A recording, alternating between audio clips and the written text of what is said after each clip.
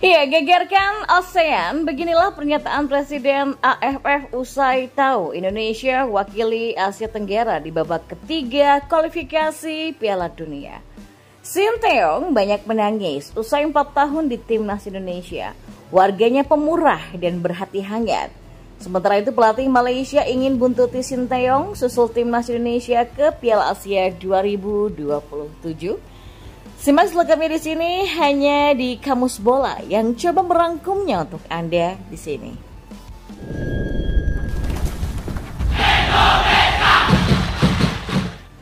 Menjadi satu-satunya negara ASEAN yang maju menembus babak 3 kualifikasi Piala Dunia 2026 membuat Timnas Indonesia menjadi buah bibir. Bahkan tidak hanya di negara-negara Asia Tenggara, tetapi sampai di kawasan Asia dan dunia.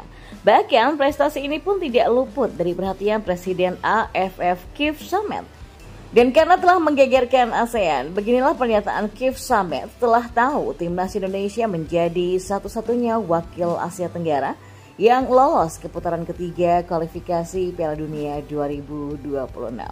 Yang terbaru, Presiden AFF Kiev Samet turut menyoroti keberhasilan Timnas Indonesia yang lolos ke putaran ketiga. Ia mengutarakan bahwa keberhasilan pasukan Sinteyong di luar dugaannya. Hasil yang sangat luar biasa ya, ini di luar dugaan. Kami mengira Vietnam yang akan lolos bersama Irak dari grup F, kata Kiev. Tapi ya, kami tetap harus mengucapkan selamat, sebab untuk pertama kalinya Indonesia bisa lolos ke babak berikutnya, ujar Kiev. Kiev Samet juga mengingatkan bahwa pertandingan di putaran ketiga akan jauh lebih sulit ketimbang di putaran kedua. Ya, sebagai satu-satunya wakil ASEAN, kami berharap di laga berikutnya ya Indonesia lebih siap lagi ya.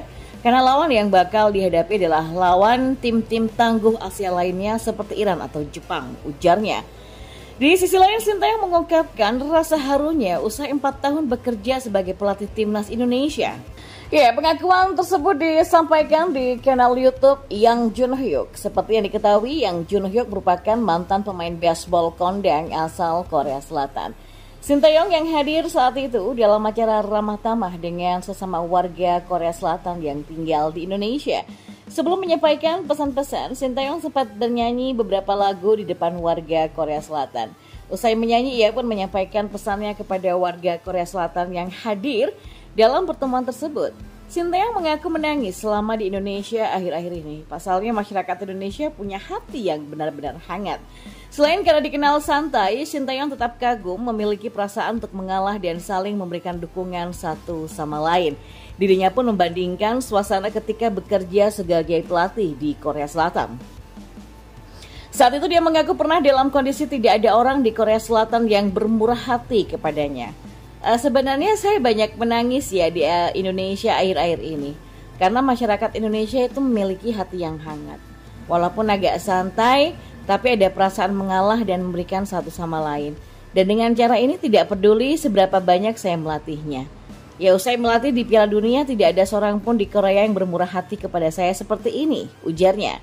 Namun sejujurnya ya ketika saya datang ke Indonesia, negara lain memperhatikan saya dan datang ke Indonesia. Lanjutnya, Sinteyong pun menyebut bahwa ia bakal bekerja lebih keras di Indonesia. Dia juga bakal bekerja lebih baik selama di Indonesia.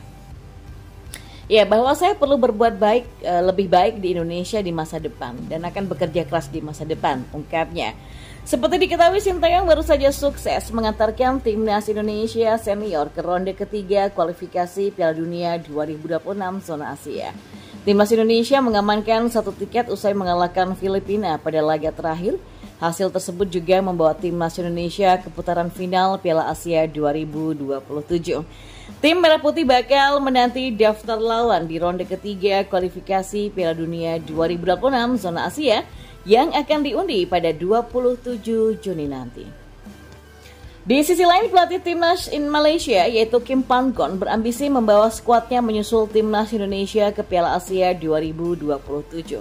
Untuk mewujudkan itu, maka juru taktik yang juga berasal dari Korea Selatan ini meminta dukungan penuh kepada supporter Harimau Malaya, julukan Timnas Malaysia.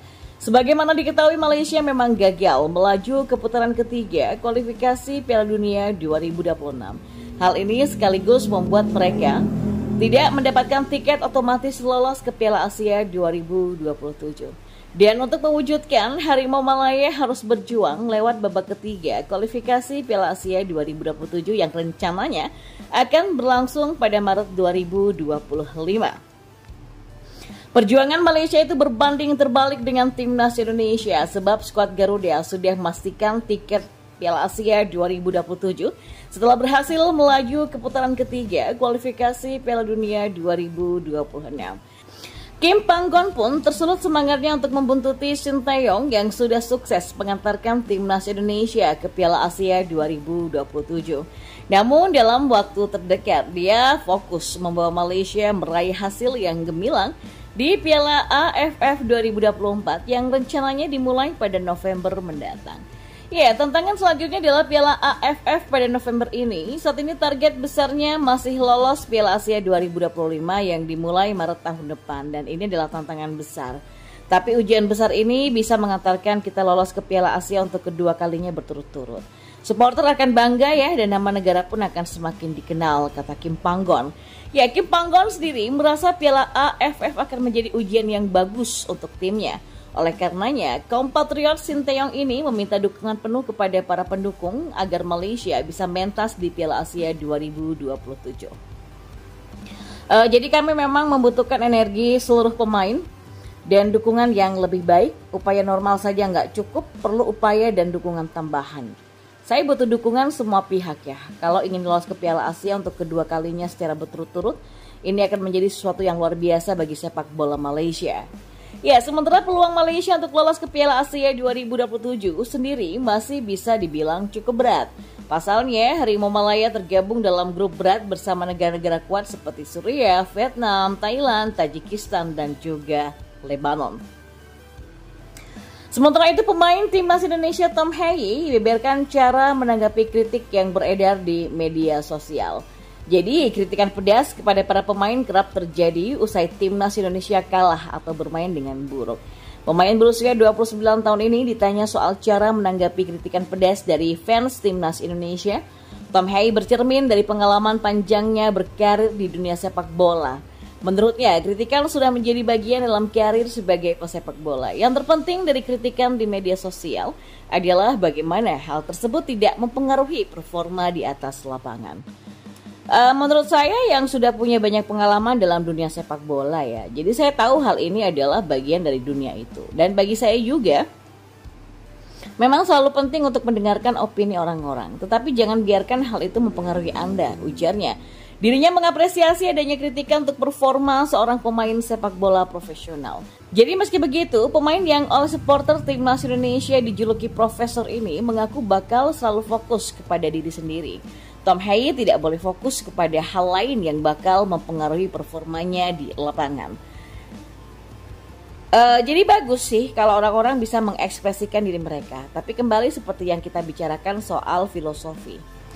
Kalau saya fokus kepada hal lain daripada diri saya sendiri, maka hal itu akan mempengaruhi performa saya juga. Jadi saya selalu berkata pada diri saya sendiri, saya fokus kepada diri sendiri dengan kualitas saya.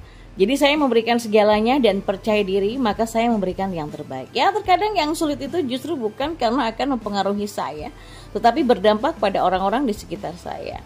Karena kan saya selalu berkata kepada mereka, tidak apa-apa, itu memang bagian dari sepak bola. Dan menurut saya, kebanyakan komen itu positif, banyak orang yang menulis dukungan. Dan juga masih menurut saya hal itu yang penting. Itu adalah hal-hal yang harus saya sampaikan kepada keluarga. Kalau ada komentar buruk ya terima saja dan diamkan. Terkadang itu memang sulit ya, tapi untuk saya hal itu tidak masalah. Saya tahu itu bagian dari sepak bola. Pungkas Tom Hei menjelaskan.